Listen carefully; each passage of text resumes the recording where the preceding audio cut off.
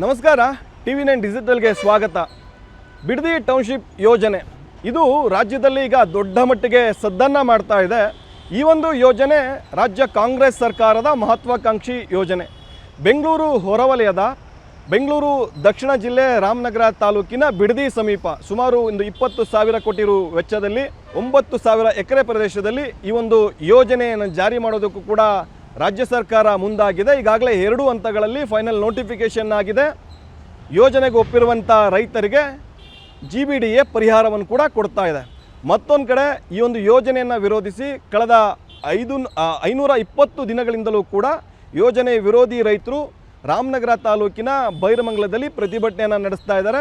ಈ ಒಂದು ಪ್ರತಿಭಟನೆಗೆ ಈಗಾಗಲೇ ವಿವಿಧ ಕನ್ನಡ ಪರ ಸಂಘಟನೆಗಳು, ರೈತ ಸಂಘಟನೆಗಳು, ರಾಜಕೀಯ ಪಕ್ಷಗಳೆಲ್ಲವೂ ಕೂಡ ಬೆಂಬಲವನ್ನು ವ್ಯಕ್ತಪಡಿಸಿ ಯೋಜನೆಯನ್ನು ಬೇಡ ಅನ್ನೋ ನಿಟ್ಟಲ್ಲೂ ಕೂಡ ಒತ್ತಾಯವನ್ನು ಮಾಡ್ತಾ ಇದ್ದಾರೆ.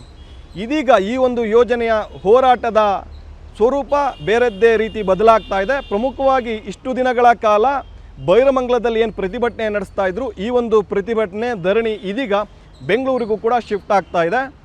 ಆಗಸ್ಟ್ 25ರಿಂದ ಬೆಂಗಳೂರಿನ ಫ್ರೀಡಮ್ ಪಾರ್ಕ್ನಲ್ಲಿ ಧರಣಿಯನ್ನು ನಡೆಸೋದಕ್ಕೂ ಕೂಡ ಯೋಜನೆ ವಿರೋಧಿ ರೈತರು ಕೂಡ ಈಗ ಮುಂದಾಗ್ತಾ ಇದ್ದಾರೆ. ಪ್ರಮುಖವಾಗಿ ಅಂದೇ ವಿಧಾನಸೌಧ ಮುತ್ತಿಗೆಗೂ ಕೂಡ ಮುಂದಾಗ್ತಾ ಇದ್ದಾರೆ. ಯಾಕಂದರೆ ಇಷ್ಟು ದಿನಗಳ ಕಾಲ ನಾವು ಇಲ್ಲಿ ಪ್ರತಿಭಟನೆಯನ್ನು ನಡೆಸಿದ್ರೂ ಕೂಡ ನಮ್ಮ ಗೋಳನ್ನು ಸರ್ಕಾರ ಕೇಳ್ತಾ ಇಲ್ಲ, ಮಣಿತಾ ಇಲ್ಲ. ಇವುಗಳ ನಡುವೆ ಭೂಸ್ವಾಧೀನಕ್ಕೆ ಪರಿಹಾರಕ್ಕೂ ಕೊಡೋದಕ್ಕೂ ಕೂಡ ಮುಂದಾಗ್ತಾ ಇದೆ. ಹೀಗಾಗಿ ಇದಕ್ಕೊಂದು ತಾರ್ಕಿಕ ಅಂತ್ಯ ಕಾಣಿಸಬೇಕು, ಹೋರಾಟದ ಸ್ವರೂಪವನ್ನೇ ಬದಲಿಸಬೇಕು ಅನ್ನೋ ನಿಟ್ಟಿನಲ್ಲಿ ಇದೀಗ ಬೆಂಗಳೂರಿಗೆ ಶಿಫ್ಟ್ ಮಾಡ್ತಾ ಇದ್ದಾರೆ. 25ರಿಂದ ಫ್ರೀಡಮ್ ಪಾರ್ಕ್ನಲ್ಲೇ ಅನಿರ್ದಿಷ್ಟಾವಧಿಯಾಗಿ ಧರಣಿಯನ್ನು ನಡೆಸೋದಕ್ಕೆ ಯೋಜನೆಯನ್ನು ವಿರೋಧಿಸ್ತಿರುವಂಥ ರೈತರು ಕೂಡ ಮುಂದಾಗ್ತಾ ಇದ್ದಾರೆ. ಕಳೆದ 520 ದಿನಗಳಿಂದ ಬೈರಮಂಗಲದಲ್ಲಿ ಪ್ರತಿಭಟನೆಯನ್ನು ನಡೆಸ್ತಿರುವಂಥ ರೈತರು ಯಾವುದೇ ಕಾರಣಕ್ಕೂ ನಮಗೆ ಈ ಒಂದು ಯೋಜನೆ ಬೇಡ, ನಾವು ಏನು ವ್ಯವಸಾಯವನ್ನು ಮಾಡ್ಕೊಂಡು ಬರ್ತಾ ಇದ್ದೀವಿ, ವ್ಯವಸಾಯವನ್ನು ಮಾಡಿಕೊಂಡು ಮುಂದೋಗೋದಕ್ಕೂ ಕೂಡ ಅವಕಾಶವನ್ನು ಮಾಡಿಕೊಡಿ ಅನ್ನೋಂಥದ್ದು ಕೂಡ ಹೇಳ್ತಾ ಇದ್ದಾರೆ.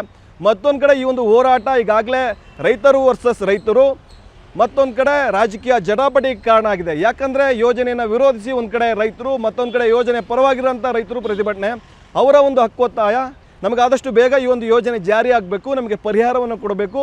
ಕಳೆದ 20 ವರ್ಷಗಳಿಂದಲೂ ಕೂಡ ನಾವು ಸಾಕಷ್ಟು ವನವಾಸವನ್ನು ಅನುಭವಿಸ್ತಾ ಇದ್ದೀವಿ, ಹಾಗಾಗಿ ನಮಗೆ ಪರಿಹಾರ ಬೇಕು ಅನ್ನೋಂಥದ್ದು ಯೋಜನೆ ಪರವಾಗಿರುವಂಥ ರೈತರು. ಯೋಜನೆ ವಿರೋಧಿ ರೈತರು ಹೇಳ್ತಿರುವಂಥದ್ದು ನಮಗೆ ಯಾವುದೇ ಕಾರಣಕ್ಕೂ ಯಾವುದೇ ರೀತಿಯ ಈ ಒಂದು ಯೋಜನೆಯೇ ಬೇಡ ಅನ್ನೋ ನಿಟ್ಟಿನಲ್ಲಿ ಸರ್ಕಾರಕ್ಕೆ ಮತ್ತಷ್ಟು ಬಿಸಿ ಮುಟ್ಟಿಸುವಂಥ ನಿಟ್ಟಿನಲ್ಲಿ ಈ ಒಂದು ಹೋರಾಟವನ್ನು ತಾರ್ಕಿಕ ಅಂತ್ಯ ಕಾಣಿಸೋದಕ್ಕೆ ಸರ್ಕಾರವನ್ನು ಸಾಕಷ್ಟು ಮಣಿಸೋ ನಿಟ್ಟಿನಲ್ಲಿ ಬೆಂಗಳೂರಿನ ಫ್ರೀಡಮ್ ಪಾರ್ಕ್ನಲ್ಲೇ ಪ್ರತಿಭಟನೆ ನಡೆಸೋದಕ್ಕೂ ಕೂಡ ಮುಂದಾಗ್ತಾ ಇದ್ದಾರೆ. ಇದಕ್ಕೊಂದು ತಾರ್ಕಿಕ ಅಂತ್ಯ ಕಾಣಿಸ್ಕೊಳ್ಬೇಕು. ಅಲ್ಲಿವರೆಗೂ ಕೂಡ ನಾವು ಫ್ರೀಡಮ್ ಪಾರ್ಕ್ನಿಂದ ಬಿಟ್ಟು ಬರೋದಿಲ್ಲ, ಎಲ್ಲಿವರೆಗೂ ಸರ್ಕಾರ ಮಣಿಯೋದಿಲ್ಲ ಅಲ್ಲಿವರೆಗೂ ಕೂಡ ನಾವು ಹೋರಾಟವನ್ನು ಆ ಒಂದು ಫ್ರೀಡಮ್ ಪಾರ್ಕ್ನಲ್ಲಿ ನಡೆಸ್ಕೊಂಡು ಮುಂದುವರಿಸ್ಕೊಂಡು ಹೋಗ್ತೀವಿ ಅನ್ನೋ ನಿಟ್ಟಿನಲ್ಲಿ ಇದೀಗ ಯೋಜನೆ ವಿರುದ್ಧವಾಗಿರುವಂಥ ರೈತರು ಮುಂದಾಗ್ತಾ ಇದ್ದಾರೆ. ಇದನ್ನು ಸರ್ಕಾರ ಯಾವ ರೀತಿ ಪರಿಗಣಿಸುತ್ತೆ ಅನ್ನೋಂಥದ್ದು ಕೂಡ ಕಾದು ನೋಡಬೇಕಾಗುತ್ತೆ. ಒಂದು ಕಡೆ ಸರ್ಕಾರ ಹೇಳ್ತಾ ಇದೆ, ನಾವು ಯೋಜನೆಗೆ ಯಾರು ಭೂಮಿಯನ್ನು ಕೊಡ್ತಾರೆ ಅವರಷ್ಟೇ ಜಮೀನುಗಳನ್ನು ಮಾತ್ರ ಸ್ವಾಧೀನ ಮಾಡ್ಕೊಳ್ತೀವಿ, ಯಾರು ಭೂಮಿಯನ್ನು ಕೊಡಲ್ಲ ಅವರ ಭೂಮಿಯನ್ನು ನಾವು ಖರೀದಿ ಮಾಡೋದಿಲ್ಲ, ಭೂ ಸ್ವಾಧೀನ ಮಾಡೋದಿಲ್ಲ ಅಂತ ಹೇಳ್ತಾ ಇದೆ. ಆದರೆ ಇಲ್ಲಿರುವಂಥ ರೈತರು ಇದಕ್ಕೆ ಏನು ಅಶ್ಯೂರೆನ್ಸು, ಸರ್ಕಾರ ಒಂದು ಬರೆದುಕೊಳ್ಳಿ, ಒಂದು ನೋಟಿಫಿಕೇಷನ್ ಓಡಿಸ್ಲಿ, ನಾವು ಯಾವುದೇ ರೀತಿ ಯಾರು ಒಪ್ಪಲ್ಲ, ರೈತರು ಅವರ ಭೂಮಿಯನ್ನು ಸ್ವಾಧೀನ ಮಾಡ್ಕೊಳ್ಳೋದಿಲ್ಲ, ಬರೀ ಬಾಯಿ ಮಾತಿನಲ್ಲಿ ಹೇಳಿದ್ರೆ ಆಗೋದಿಲ್ಲ ಅನ್ನುವಂಥದ್ದು ಕೂಡ ರೈತರು ಹೇಳ್ತಾ ಇದ್ದಾರೆ. ಹಾಗಾಗಿ ನಮಗೆ ಒಂದು ನ್ಯಾಯ ಬೇಕು ಅನ್ನೋ ನಿಟ್ಟಿನಲ್ಲೂ ಕೂಡ ಈ ಒಂದು ಪ್ರತಿಭಟನೆಯನ್ನು ಕಾವನ್ನ ಮತ್ತಷ್ಟು ಜೋರು ಮಾಡೋದಕ್ಕೆ, ರಾಷ್ಟ್ರೀಯ ಮಟ್ಟದಕ್ಕೆ ತೆಗೆದುಕೊಂಡು ಹೋಗೋದಕ್ಕೆ ಕೂಡ ಈಗ ಫ್ರೀಡಮ್ ಪಾರ್ಕ್ನಲ್ಲಿ ಕೂಡ ಹೋರಾಟವನ್ನು ಮುಂದುವರಿಸೋದಕ್ಕೂ ಕೂಡ ರೈತರು, ಯೋಜನೆ ವಿರೋಧಿ ರೈತರು ಮುಂದಾಗ್ತಾ ಇದ್ದಾರೆ. ಇವೆಲ್ಲವುಗಳ ನಡುವೆ ಈಗಾಗಲೇ ರಾಜ್ಯ ಸರ್ಕಾರ ಒಂದು ಸಮಿತಿಯನ್ನು ಕೂಡ ನೇಮಕ ಮಾಡಿರುವಂಥದ್ದು. ನಿವೃತ್ತ ನ್ಯಾಯಮೂರ್ತಿಗಳ ನೇತೃತ್ವದಲ್ಲಿ ಒಂದು ಸಮಿತಿಯನ್ನು ಈ ಒಂದು ಯೋಜನೆಗೆ ಸಂಬಂಧಪಟ್ಟಂತೆ ಸಮಗ್ರವಾಗಿ ಅಧ್ಯಯನ ಮಾಡಬೇಕು. ಇದರ ಸಾಧಕ ಬಾಧಕಗಳೇನು, ಎಷ್ಟು ಜನ ರೈತರು ಒಪ್ಪಿದ್ದಾರೆ, ಒಪ್ಪಲಿರುವಂಥ ರೈತರೇನು, ಈ ಒಂದು ಯೋಜನೆಯಲ್ಲಿ ಬಂದರೆ ಹೇಗಿರುತ್ತೆ, ಯೋಜನೆ ಬರದಿದ್ದರೆ ಇಲ್ಲಿರುವಂಥ ರೈತರು ಜಮೀನುಗಳನ್ನು ಉಳಿಸ್ಕೊಂಡ್ರೆ ಹೇಗಿರುತ್ತೆ, ಇವೆಲ್ಲವುಗಳ ಬಗ್ಗೆ ಸಮಗ್ರವಾಗಿ ಅಧ್ಯಯನ ಮಾಡೋದಕ್ಕೂ ಕೂಡ ಸಮಿತಿಯನ್ನು ರಚನೆ ಮಾಡಿದೆ.